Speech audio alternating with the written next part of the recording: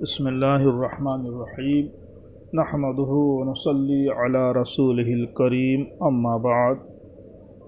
سامعین محترم، حرکت الدفاع عن السنہ یوٹیوب چینل کے زیر اہتمام کتاب صحیح صلاۃ الرسول من التکبیر الی التسلیم کے درس میں آپ سب کا استقبال ہے۔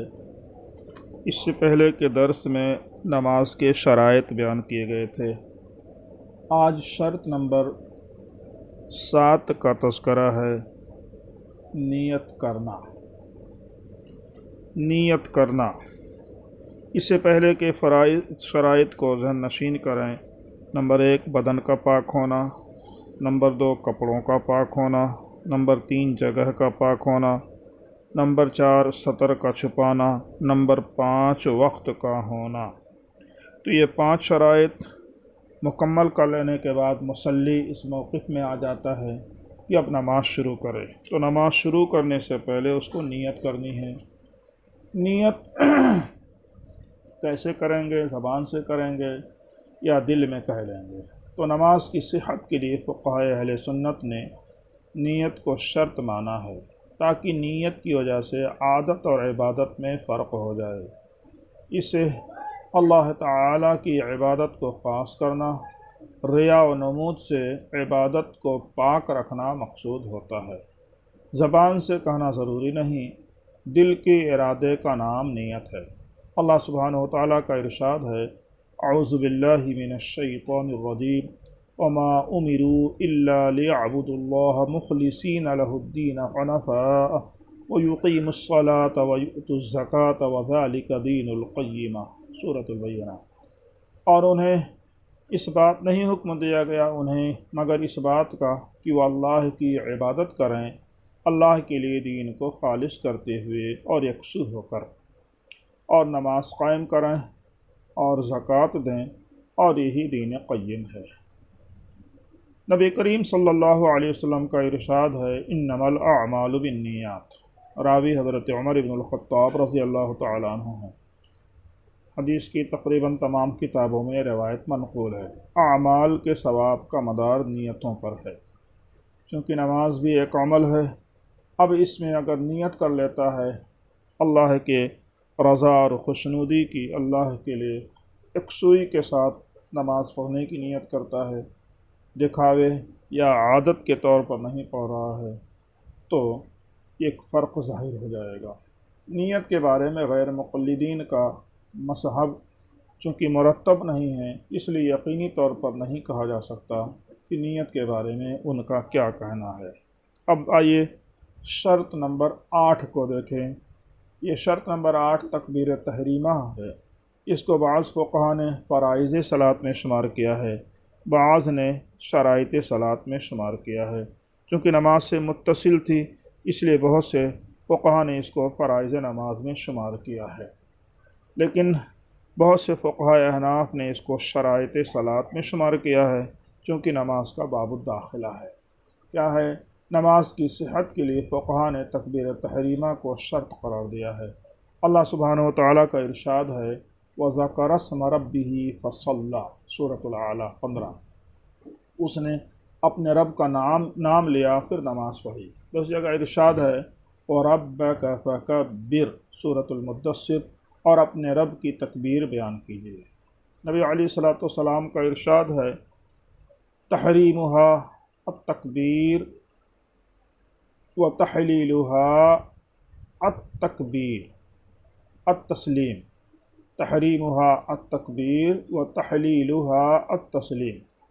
راوی حدیث حضرت علی ابن ابی طالب رضی اللہ تعالیٰ عنہ ہیں۔ یہ حدیث مسند امام اعظم اور سنن ابی داود، سنن ترمذی وغیرہ میں ہے۔ غیر مقلدوں کے امام البانی نے، شیخ البانی نے اس حدیث کو صحیح قرار دیا ہے۔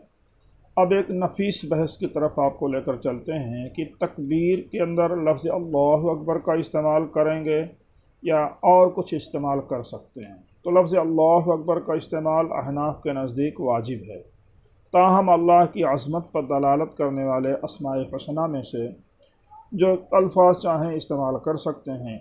ائمہ ثلاثہ کے نزدیک لفظ اللہ اکبر کا استعمال فرض ہے۔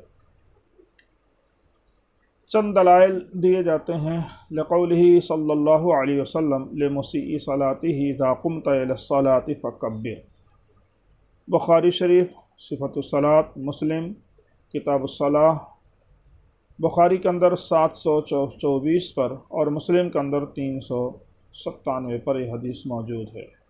نبی کریم صلی اللہ علیہ وسلم نے مسیء الصلاۃ صحابی سے کہا کہ جب تم نماز کے لیے کھڑے ہو تو اللہ اکبر کہو۔ دوسری دلیل نبی علیہ السلام نے ارشاد فرمایا کہ مفتاح الصلاۃ یا طہور و تحریمها التکبیر و تحلیلها التسلیم، ابو داود کتاب الطہارت 61 نمبر پر ہے۔ اس کو البانی نے اروا کے اندر صحیح قرار دیا ہے۔ اس سے پہلے تذکرہ ہو چکا، نبی کریم صلی اللہ علیہ وسلم نے ارشاد فرمایا کہ نماز کی کنجی پاکی ہے اور اس کی تحریم اللہ اکبر ہے اور اس کی تحلیل لفظ سلام ہے۔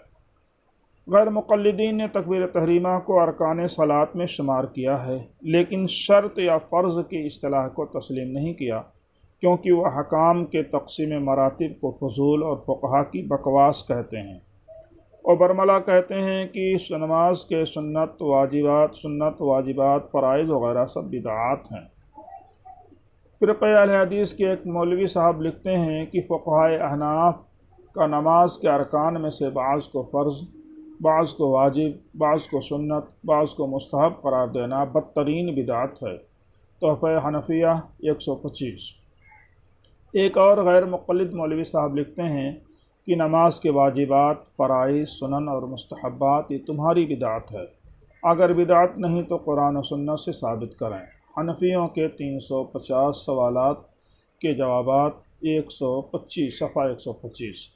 تو سامعین محترم، تمام فقہا اور محدثین نے اپنی اپنی کتب میں بعض جگہ پر کسی مسئلہ کو فرض، کسی کو سنت اور کسی کو واجب قرار دیا ہے، لیکن ان تمام محدثین، فقہا اور جلیل القدر علماء کے خلاف ان غیر مقلدوں کے نزدیک یہ ایک بدترین بدعت ہے۔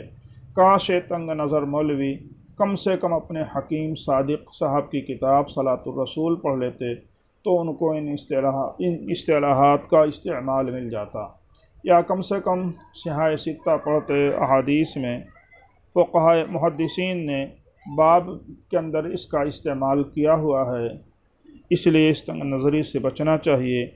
اگر احکام کی تقسیم نہ ہو تو مصلی کو کیسے معلوم ہوگا کہ سجدہ سہو کب واجب ہوتا ہے، یا یہ کہ کون سا عمل فرض ہے، کون سا عمل شرط ہے، کون سا عمل واجب ہے، کون سا عمل سنت ہے۔ یہ ترتیب احکام کی نہیں معلوم ہوں گی تو دین پر عمل کرنا بہت مشکل ہو جائے گا۔ اللہ تعالی ہم سب کو فہم سلیم عطا فرمائے اور تفقہ فی الدین سے ہم سب کو جو ہے مالا مال فرمائے۔ آج کے سبق کے لیے بس، وما توفیقی الا باللہ۔